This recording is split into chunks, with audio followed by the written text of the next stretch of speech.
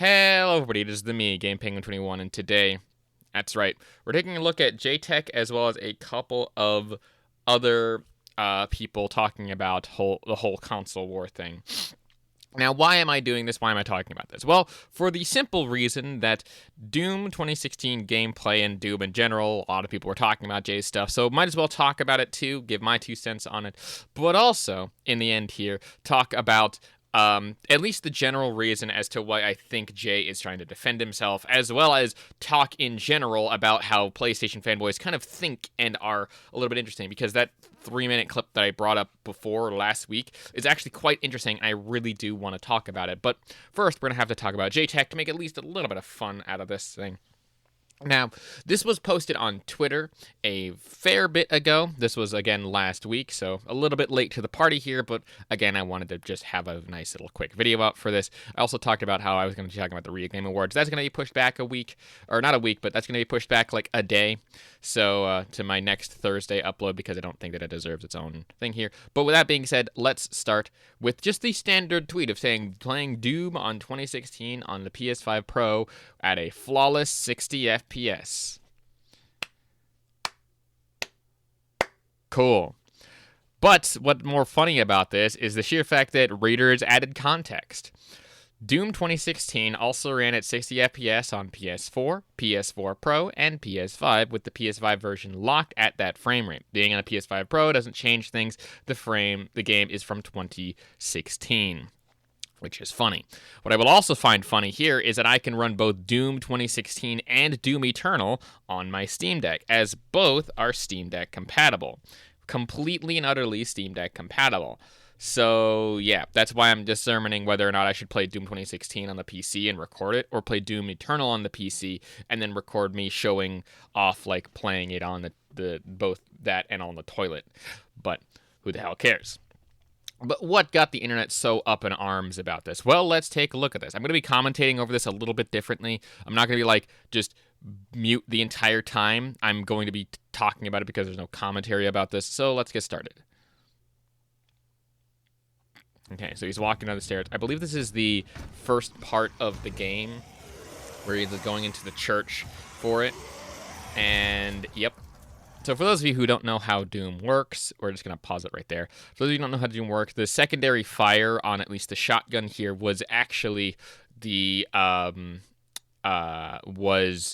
grenade button that he just hit. And I think that he did that because he thought that it would create, like, more accuracy, despite the fact that Doom's accuracy already has a thing that literally takes up the whole, like, chest of everything, every demon that you could possibly have here. And him thinking, like, oh yeah, it's a shotgun, so it doesn't have that far of a range, is kind of true. But, like, still, what is this movement? And why is he not getting in there? This is, like, super slow, and this is some of the worst gameplay I've seen yet. But we continue. So... Sorry I had to pause there again, but he shot the wall. I know that I'm not the greatest person in terms of accuracy, but, like, he shot the wall while standing completely fucking still. Are you okay, Jay? And he comes over here, and he's gonna just... glory kill the person. And then he's gonna use a decoy, which I've never really seen a lot of people use this. I mean, it is a thing that exists, I guess, but, like, why use the decoy there? Not many people do that, but, you know. Then he goes, kills more demons. Then he goes and he shoots that guy. Yep, cool. This is very fucking boring. And then this is the shield enemy. This is, like, an enemy that you very quickly learn how to kill. And he destroys the shield, and then... Oh, boy. This is like watching paint dry, and I can't not have to pause here because this is just so much pain watching this. My goodness. Yeah, but check this out. Check out this next part. Check out this next part right here. So he sees the enemy off in the corner, but what do you think he's going to do? Is he going to go in? Is he going to go in, or is he going to just sit back and do nothing? Let's watch. So he goes, and then he takes cover and pulls out the chainsaw, and he's behind cover. Like, I guess he's trying to stealth it, thinking like, oh yeah, they'll move past me. And then he's trying to get around it at the altar, not like using movement or anything. It is hilarious. And then he's just standing still, a lot more still. And yeah. Oh my god. I had to talk about this just for the sheer fact that he is in the starting area church and he is literally taking cover, trying to like stealth past this guy, trying to like find an execution point of this of something or other. Like what are you on? Why are you treating the game like this? Like, this is, like, I get that I'm not even the greatest Doom player, and I've probably shot walls, ceilings, and floors and stuff, but at the same time, like, you're playing this as though you got shit in your ass, or in your pants. Get out of the shit thing. But finishing off this whole thing with the last 30 seconds, he comes out, he's just inspecting this, and just, you know, again, being all boring, and, you know, look at that, oh, look at all this stuff. Look at that detail, because I have the PS5 Pro, and I can only take screenshots as a guy that's like that. Yeah, look at that. Look at that. Look at that. Look at how good this game looks on the PS5 Pro. Oh no, my god. Oh my goodness. Wow. Wow. Wow. And that's it. Cool.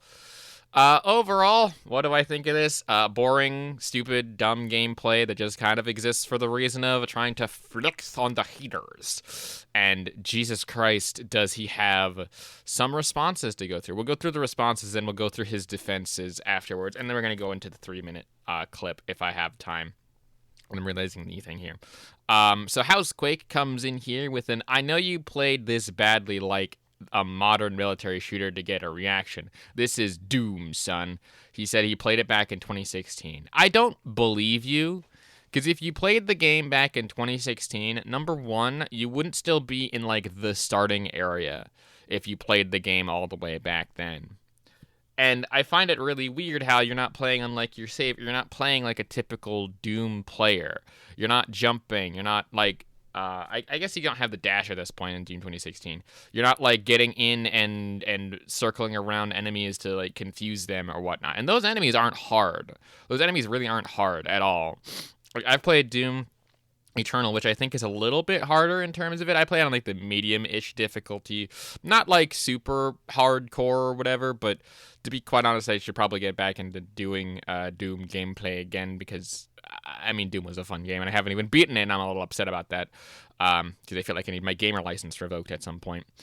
But he then comments about two people here, namely Rock Pegasus 832, saying, hey, have you played a Doom game ever? Like, seriously, this is a terrible gameplay. Saying, bro, why are you commenting from a dummy account where he screenshots a person where he's following 154 people with 17 followers? And I think that he's trying to say, like, oh, it's a dummy account because they have no background or whatever. And he does the same thing to another person by the name of Noah, saying, bro, what the F is this shit? Saying, another dummy account, where the person, again, apparently doesn't have a background, and they have, like, even less followers and people following. Like, here's the thing. I don't care for Twitter. I don't care to, like, do this. I have my own background because I am a graphic designer, and I make my own shit a lot. So that's why I have a background, and people are like, oh, well, that's whatever. And then gaming is good here, saying JayTech Doom should have been an open world now. Enough said, where he's a question mark talking about how gaming is good. I guess because he's like a meme enjoyer, PC and PS5 is the way, where, like, brother, he's making fun of your past takes on how Doom should quote-unquote be an open world. And again, I still can't get over the fact that you took cover in Doom under, like, one of the pews. You're taking cover, like, taking stock of your inventory. Like, bro. Staff coming in here with a, that's not how a grown man should play Doom. I'm not an FPS fan, so my style will be different from fans of first-person shooters or Doom experts like yourself.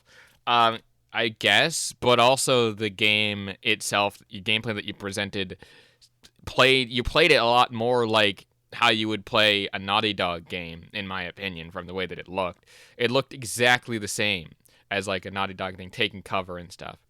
And then here's a couple of and then here's one long screenshot that I was like trying to do, but all of these other ones are just, again, making fun of him. They're very simple if you want to pause and read through some of these.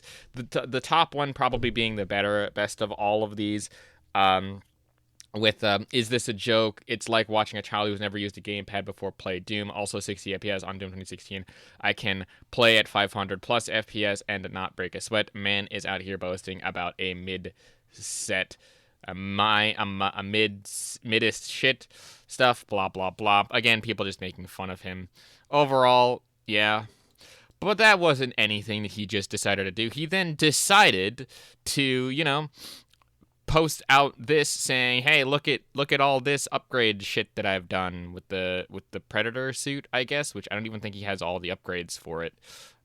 Just looking at this, it looks like he's just started the game out again with all that. Saying if an Xbox player or PC post your Doom 2016 Doom Eternal gameplay below or shut the fuck up, I will post it in a video hopefully. Did Call of Duty kill Doom, Unreal Tournament, and Quake multiplayer? No, they were just not the greatest designed in terms of that. Doom Eternal still has a pretty decent multiplayer option, but like, bruh. But of course, he also then is continuing to saying, I will never stop playing Doom on PS5. I will be better. PC and Xbox gamers, tag me with your Doom 2016 and Doom Eternal gameplay with an AI-generated image of Doom guy holding a PlayStation controller. I think that about sums that whole thing up. It's... Brother, you got community noted, you got, like, called out for having mid-ass gameplay. Fucking take the L and, like, leave Lith alone. It's not worth it at the end of the day. You're just salty and upset, man. It is not fun to watch, and I hate it. This is just garbage. This is just absolute garbage, and I think that AI thing kind of broke me. But of course, we have another thing for the back half of this video, talking about these three people, talking about a few people here, and I think this is on JDub's channel, JDub's live stream, where they're talking about not like Doom 2016, but again, I wanted to talk about this because this is an interesting way to get into like the mindset of why these PlayStation fanboys think the way that they do. And to me, this is just fun to talk about and fun to listen to in one way, shape, or form. So we'll take a look at that right here, right now. So, yeah. You're just going to have to do it. Right now, Sony is the only ones that's willing to risk $300, $400 million for a single player game, right? Jay, for a single player story game. And Jay, guys, we are dinosaurs. We are fucking dinosaurs. We want that fucking war. We want that. Sega does what Nintendo. Yes, we want that shit because that's what we grew up on. We want that little snot that's sitting across the hallway in that room playing Fortnite right now. He doesn't give a fuck. That's the problem. Okay, so I wanted to let that play out a little bit, but they're talking about how they want the console war. They want this console war to continue. They want this marketing scheme that they have been falling for their entire lives to continue without realizing that that's not how the market works necessarily. Overall, like, I get that competition is important, but competition in and of itself, in terms of marketing, there is a lot of different competitions out there. There's at least, again, 3 levels like I've explained before. And there's the direct competition, which is where the person is like, it's almost the same product, just maybe a couple different differences. So that would be, if we're talking about gaming, Xbox and PlayStation, those are direct competitions, despite the fact that people say, oh, well, they're not providing competition. Shut the fuck up. That's how it works. The Xbox is directly competing with PlayStation, trying to provide the same services in the same box and the same other stuff. So that's direct competition, regardless of what you say. Number 2 is secondary direct services. It's not the actual name of it. I forget the specific name of the actual thing, but there is a secondary version where they still have competition and they're still within the same market, but they're not competing as hard, or they're competing as more of a side grade thing, but they're still competing alongside of it, which I think in this context would probably be Nintendo, where they're providing the same console thing, but they're not providing the same thing for power or for other stuff. So they're kind of doing their own thing, but they're still competing in the console hardware space, with the last one being general competition, meaning any video games or even anything that competes alongside of anything. And that could be anything from literally Doom itself, which, again, strange example, I know. Doom itself, Doom 2016, or just like general food stuff. So, you know. He's the fundamental problem. So Sony sees this. Sony says, well, it doesn't really matter. This whole console fanboyism, it still might exist in a small microcosm, but the general marketing, okay, there's a new game out on Steam. They don't give a fuck. Okay, I'll play it. There you go. Yeah. There you go. So another thing too, it kind of alluded back to what Jack Move said earlier. Like, if there's no competition for them anymore, right? Microsoft done bowed out of the competing space to where they're supporting Sony at this point, right? So because the competition is not there, they're not supporting. They're doing whatever they feel. I can't tell if he's serious, and that's very concerning. Yes, they're doing whatever they feel is in their best business interest, and their best business interest right now is to still compete more on the software side, not on this other side of like the hardware and stuff, because they realize that the PlayStation stuff is stagnant, or like the console space is getting stagnant.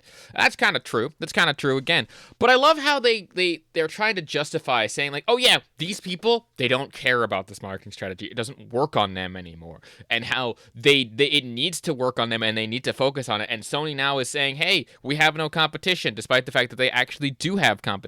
And I would say the competition is getting a little bit stronger in a very weird way. Why? Because now that there's Xbox published games on PlayStation for whatever reason, guess what? PlayStation still makes money, yes, but Xbox makes more money if they're taking their 30%, because PlayStation is getting the sales from those games, but they're also having to give that money to their direct competition, which in this case is Xbox. And if you're thinking like, oh yeah, they're not providing the best competition, yes, absolutely. They haven't. And Xbox did fuck up during the Xbox One era. I will never say that they didn't do a bad business decision trying to make this more about like a modern gaming media thing rather than just making a game console at the time. Because, again, I'm probably going to say this in like my top 10 video that I'm kind of working on about dumb shit that CEOs and devs have said, where the dude's literally like, go buy an Xbox 360 if you want to play offline. Like, that's garbage. That was so much garbage. And that was said back when the Xbox One came out. But they pivoted to a strategy, and that strategy seemingly has been working for them, at least in one way, shape, or form. It is just baffling to me how you can look and say, like, oh yeah, this market here, this market doesn't care, but they have to care because I care about it. Like, what are you smoking, please? Is in their best business. No. True. But I'm speaking from a holistic standpoint. Correct. Competition. We want the competition because if Xbox is doing good and putting out bangers that's exclusive on this platform, and that's going to force Sony to keep investing. Yeah, but the problem is, Jay, the problem is what Jack was saying earlier. You know, Xbox has bangers right now that are coming from their studios, and those games are going to. A lot of them are going over to PlayStation, so it doesn't have that. It doesn't feel like it puts the same amount. It's not putting the same pressure on PlayStation. How does it not put the same pressure on PlayStation to put out good games or to put out a good product? Because I would argue in some context that it actually does more than that. Because now you're having Xbox published games on your platform. Xbox published games. Xbox has the publishing rights, has the way to publish the games, and they're making money off of those games, money off of the games on your platform, right? So that means that they're becoming even more direct competition with your own games. How does no one see this? How does that make no sense to anyone? Like if I had two publishers, right? Two publishers that also worked on hardware stuff, right? And both of them had competing things alongside it. Wouldn't I want to have something that I would spend more money on, but have more time investment into it? Like, what? How is it not competition that they're still competing on hardware, but now they're competing in software by putting their games that they can publish literally anywhere and just choose to publish it anywhere and have the publishing rights to? But they're like, it's not direct competition because, quote, Sony's still making money. They're not making as much money as they could be making if Sony did the same thing with publishing their exclusives onto, say, Xbox for whatever reason. How is it bad that more people get to play more of these games that were already multi-platform to begin with? I think the only one that's like exclusive is South of Midnight. But that probably has like other contracting and other things like that. But Doom's always been on all platforms. They said like we're not going to get rid of that, and it's going to be on a case-by-case basis. That's probably just corporate speak for we'll just see. The next one is like Ninja Gaiden, which has also been a big multi-platform type game. I think the other one, what was the other one? Dead or Alive something? I don't know. The last game I think was also multi-platform, so who the fuck cares? But who the fuck cares? Like, you're clearly see a shift in the market where no one cares about the console war. No one cares about this whole competing bitch shit anymore. And it's becoming less and less of a notion to continue to put like exclusive games onto something, and like you can see more in turn returns on investment because of that. To where Sony themselves has said this, where they need people to buy their ports and to buy their remasters to make the money fucking back. And it's like, oh yeah, they're the only ones willing to risk like $200,000 on a game from earlier. Yeah, because not everyone can afford a $200,000 gaming budget. That should tell you that their budgets are out of fucking control. Ay. That's exactly one of the big issues, right? And that's why Sony, I still to say to this day, that's why Sony hadn't went out and showed their whole hands of what games, because they don't feel obligated to when there's no competition. They're gonna slow drip it as needed, and then they're gonna yes, slow drip it as needed, and it is what it is, despite the fact that they canceled, like 19 to 20 games that were only going to be, like, live service for whatever reason, that they had their devs working on for a while, and, like, not working on anything else, and then they canceled all of it, flushing money down the drain. Are you okay, dude? Are you sure that you understand what you're talking about here? It is what it is. But if Xbox was on this game and they dropped this show and they're dropping all these games and it's all exclusive, then Sony's gonna have to be like, fuck, let's go ahead and throw this state of play out there because these motherfuckers got the drop off of. It's just I miss those good old days, but I understand those days are gone, bro. If you understand that the days are gone and you understand that the market is shifting, why are you complaining about getting content for your box or whatever the fuck? Why are you complaining that Microsoft decided to shift strategies to a strategy that is actually starting to work for them? Because they realized that they could play the software game but also have the hardware game as like a thing. People saw this coming a while back, and Sony's now kind of following suit and is now saying the exact same things. It is going to happen where exclusives are no longer going to be a thing, and I hope that that's the case now, because I used to be very much into like, oh yeah, exclusives are really cool, they're really nice. It's like, yes, but now I see like I'd rather just play the video games, and I don't care enough about like this whole console war thing. They ain't never coming back, man. Unless somebody jump into the console space. Remember Peter Moore? Peter Moore had that bloodthirst. Sean Layden had that bloodthirst. Mm-hmm. These little cunts, these cunts that are in the office right now, they don't have any bloodthirst. None of them do. Any of them. And that's the problem. They all want to fucking kumbaya and that shit, and we don't like that. But well, too fucking bad. And I think that the way that he said that, like, that seems very disingenuous, because they do want their games to succeed. They just want their games to succeed with everyone involved. It's very strange how people are like, oh, well, this is why the console war is important, because it involves a lot of people. And it's just, what are you talking about?